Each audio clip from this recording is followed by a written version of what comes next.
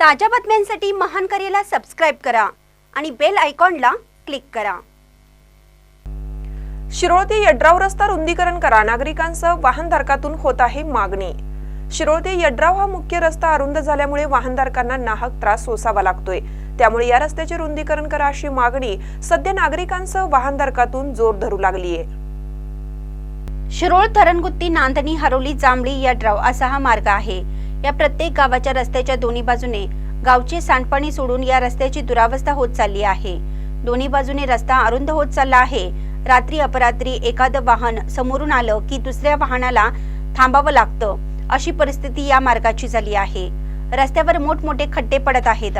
खड्डे पडले की मलमपट्टी करायची इतकंच काम या रस्त्याचं सुरू आहे।